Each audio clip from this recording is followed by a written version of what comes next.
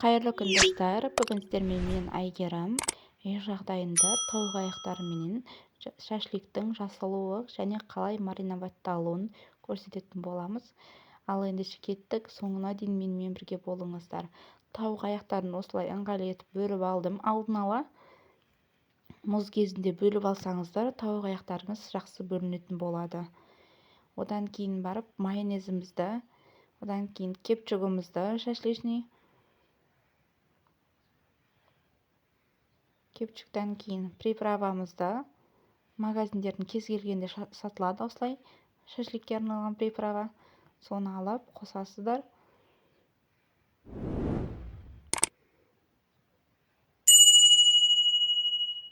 Содан кейін барып қызыл бұрыш, тәтті бұрышта бола береді. Менде қызыл әшші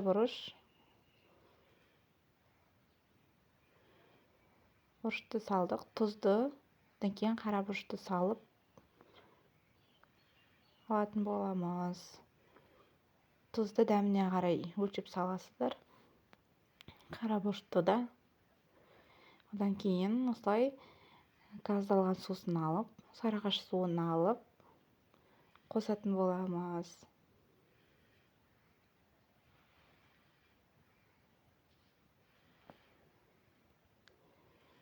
Газдалған сусынды қостық, енді жақсылап араластырып шығатын боламыз.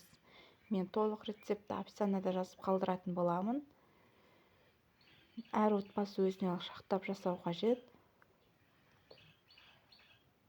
Міндетті түрде жасап көріңіздер, керемет болып шығатын болады. Бұл мариноватпен кемінде 3 сағат, 2 сағат тұру қажет. Сонда бір-біріне сіңіп, дәмі кіргізетін болады. Бетін жауып қойып қойдым. Мен 2 сағатқа қойғаннан кейін осылай өзінің арнайы палкасына, таяқшаларына салып алатын боламыз. Жақсылап орналастырып алатын боламыз. Жан-жағына сырттары, нелері шығып кетпеу қажет. Әйтпесе сырттар күйіп кететін болады.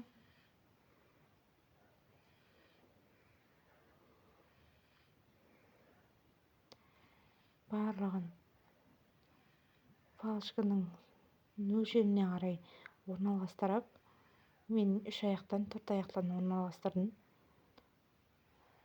Барлығына шоғымызды дайындап, шоқтың үстіне осылай қойып пісіріп алатын боламыз. Екі бетін аудара отырып пісіресіздер. Дайын болды. Каналыма тіркеліп, лайк басып, комментарий қалдыруды ұмытпаңыздар. Сау болыңыздар.